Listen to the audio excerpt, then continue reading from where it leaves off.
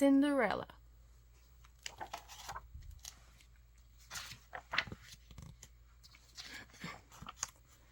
Once upon a time, in a faraway land, a beautiful girl named Cinderella lived with her devoted father. Cinderella's mother had passed away years before, and her father decided she needed a new mother. He married again, giving Cinderella a stepmother and 2 stepsisters. When Cinderella's father suddenly passed away, she was heartbroken. The poor girl quickly discovered that her stepmother, Lady Tremaine, was cold, cruel, and bitterly jealous of Cinderella's charm and beauty. Her stepsisters, Anastasia and Drizella, were equally cruel. As the years passed, Cinderella became a servant in her own home. She was forced to live in a tiny room in the attic and had to wait on her stepfamily all day long. Luckily, Cinderella's animal friends kept her company. Though her stepfamily mistreated her, Cinderella believed her dreams would come true someday. She remained kind and gentle, even sewing little clothes for her mice friends and making sure they were always safe and fed. 2 of the mice, Jack and Gus, became Cinderella's best friends. One morning, poor Gus was almost caught by the stepmother's mean old cat, Lucifer. Luckily, Gus managed to slip away and hide under a teacup on a breakfast tray. Just as Lucifer was about to discover Gus's hiding place, a bell rang. That meant Lady Tremaine and her daughters wanted their breakfast. Balancing the trays, Cinderella hurried up the stairs, unaware that she was carrying a little stowaway under one of the teacups. Shortly after breakfast was served, Cinderella heard screams. Anastasia had found Gus under her cup. She accused Cinderella of serving her a mouse on purpose. Cinderella was immediately summoned back to Lady Tremaine's room. As punishment, her stepmother said, "You will wash the windows, scrub the terrace, and sweep the halls." Meanwhile, in another part of the kingdom, the king was complaining to the Grand Duke. "It's time the prince got married," he declared. The king decided to invite every eligible maiden to a royal ball so his son could find a bride.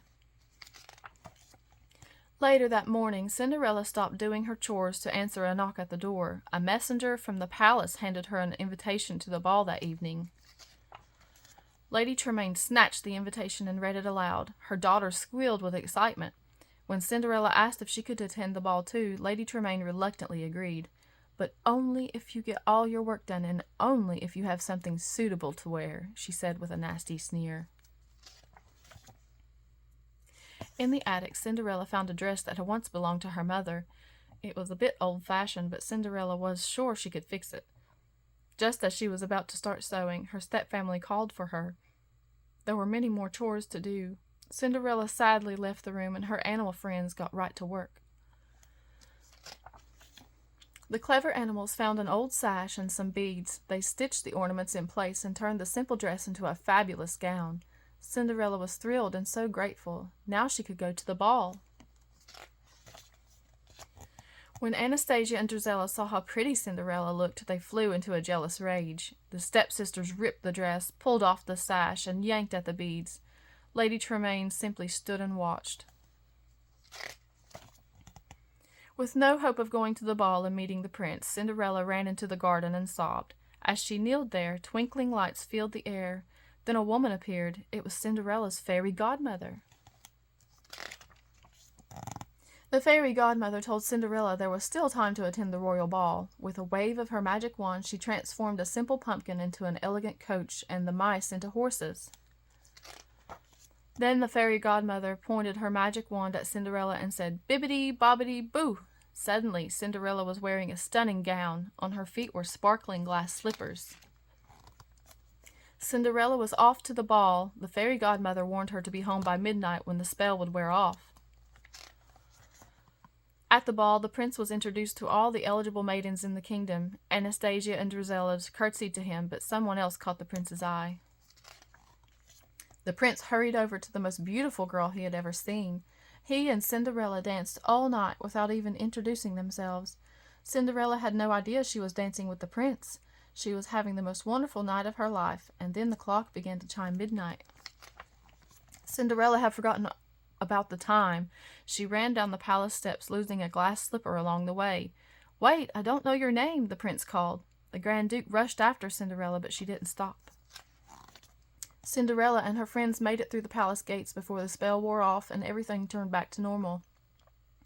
Her beautiful dress was gone, but thanks to her fairy godmother, Cinderella still had the memories of an incredible evening and one glass slipper. Back at the palace, the king was furious that the girl his son wanted to marry had vanished. He ordered the Grand Duke to find her.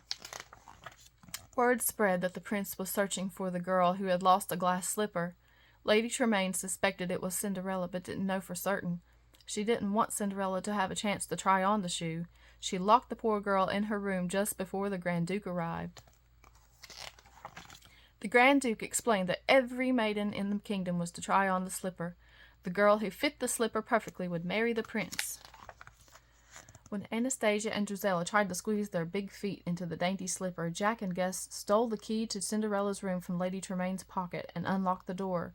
Cinderella rushed downstairs just as the Grand Duke was preparing to leave. Lady Tremaine could not allow Cinderella to try on the shoe. She tripped the footman, causing the glass slipper to fall and shatter, but Cinderella surprised them all. She had the other slipper in her pocket, and of course it was a perfect fit. Cinderella and the prince were soon married, to the delight of the king, but no one was happier than Cinderella, whose dreams had come true at last. The end.